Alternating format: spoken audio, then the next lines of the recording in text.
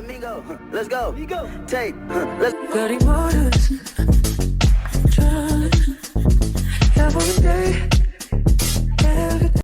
Hey y'all, we're gonna be talking about braiding hair today. Make sure you watch the full video to get all the details.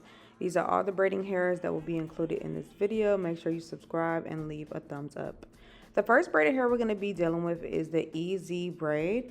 Now, I personally do not like this brand as far as braiding hair, but I'm gonna give you all the details of how I feel and all my opinions on each one. Now, I will say the easy braiding hair does have a lot of shine. It does have a lot of bounce.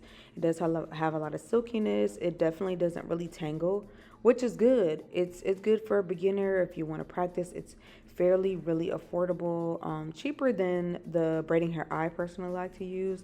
To me, the ends are a little bit too thin for my liking, but you can always add hair if you know how to add hair when you are doing a knotless braid, a box braid, any type of braid. So that's just my personal opinion on the easy professional braid hair. It's really soft on the hands and there is no hard wax or any type of residue on my fingers after using this braiding hair. That is important to know while you're braiding. Some of these braiding hairs will mess up your fingers and can mess up your skin. You want to make sure that you're using braiding hair that works for you and your client. See how the ends are fairly thin so it leaves a lot of flyaways. Also, braiding all the way down to the bottom, like the tip is not good for your fingers. I've learned that in braiding school. Moving on to the next brand. I do not know how to pronounce it. It's an old school braiding hair Kanakalon girl. I would never use this for anything, not even a slick ponytail on my worst enemy. No ma'am. Look how bad that's tangling. It has fairly a little bit of bounce, but it is very Barbie-like, very synthetic, very wax-like. Using this braiding hair is just really harsh on the hands. There is like a wax residue that does get on your fingers when you are using this type of braiding hair.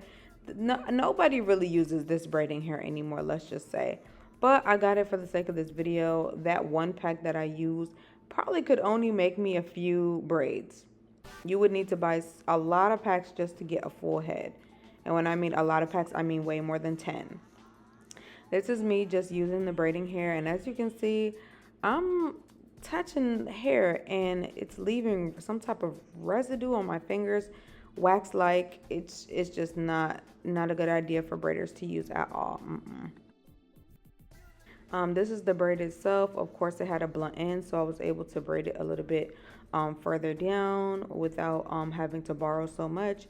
If you're not a braider, borrowing is when you use out of the 3 strands, you borrow from one piece of strand to add to another one. But moving on to the third one. When I first started braiding, this was my go-to. I think it's pronounced ruwa. That's how I pronounce it. It is very silky, very bouncy, moves a lot. The thickness at the end is fairly okay. It doesn't really tangle either, which is really good. They come in a lot of different colors and they're just, I feel like recently they're starting to have like longer lengths. This is in the color, I think 350, if I'm not mistaken, but yeah. It does not leave any residue on your fingers. It glides through your hands as you braid. You may also need to braid a little bit tighter just because this hair is fairly silky. There is not really like a matte feel to this, but there's not a wax feel to it either. It's just simply silky hair.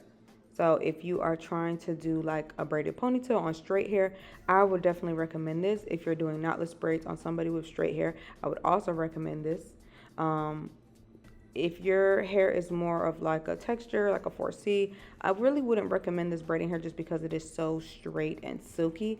I like to do things that match my client's hair and density. So somebody with thicker hair, I really wouldn't recommend this per se. But if their hair is on a straighter texture, I would definitely use this braiding hair. And these are the ends of the braid, and it's still bouncy and it hasn't even been dipped yet. This is one of my favorites. This is my go-to, one of my go-to.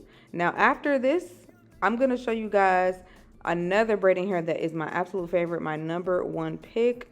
So make sure you stay tuned for that. So watch the whole video so you don't miss nothing. As you can see, I love this. Look at the bounce. Look how thick the density of this one bundle is.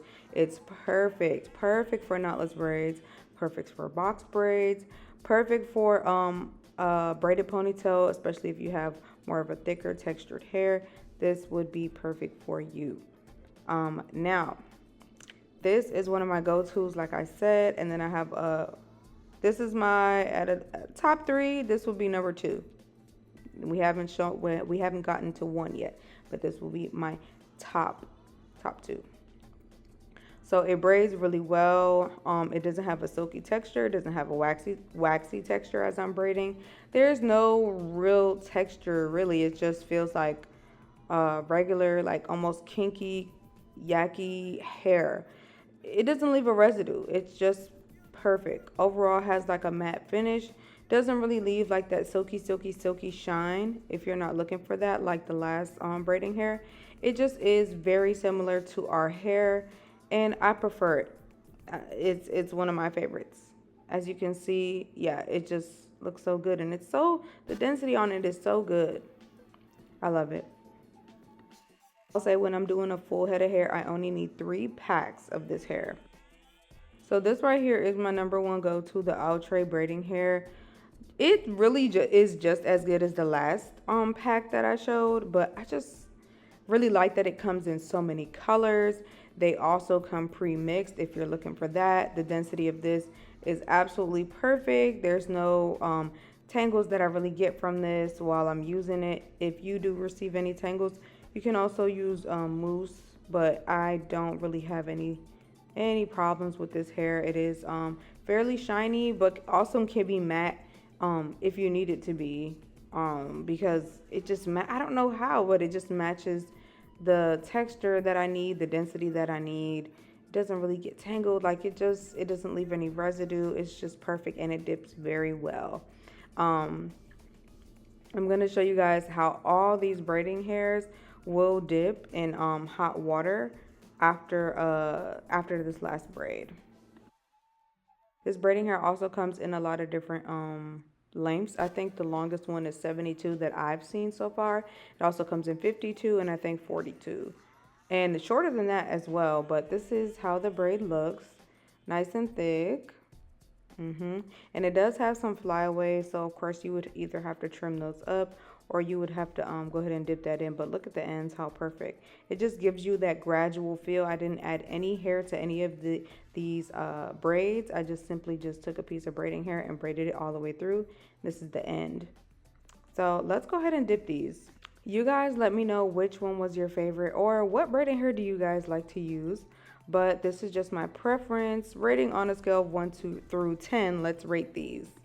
The first one I give a solid 6 out of 10. The second one I give a 0, -10 out of 10.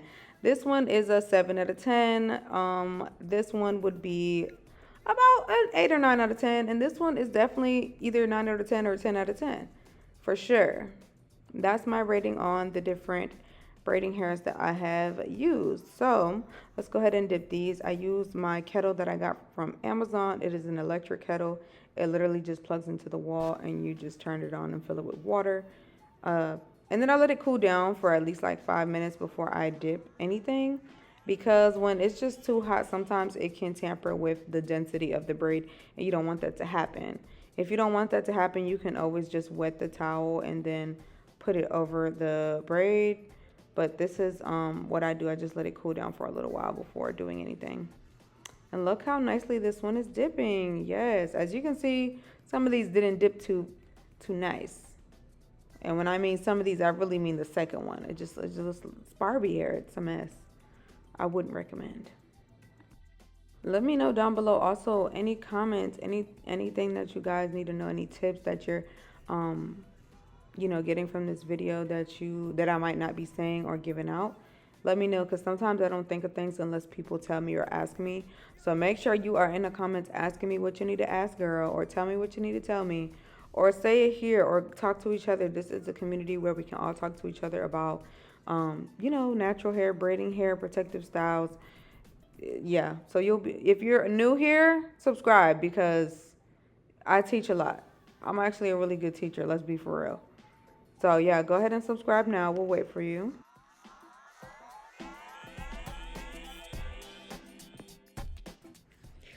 Okay, so when you're dipping the hair, always make sure you have a towel handy.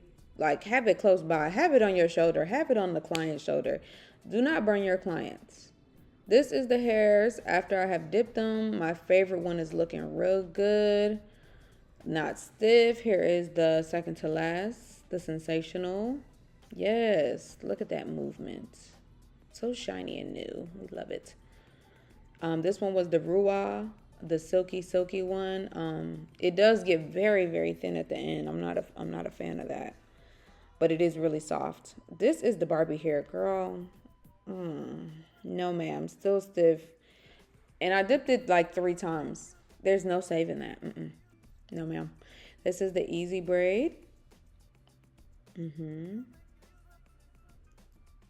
Yeah, it's still not giving us the movement that we're looking for, but it gets the job done, especially if you're looking for some cheap hair. But these are all the hairs. These are all the movements. Thank you guys so much for watching, and I'm gonna see y'all in my next one. Subscribe now. I'm for real.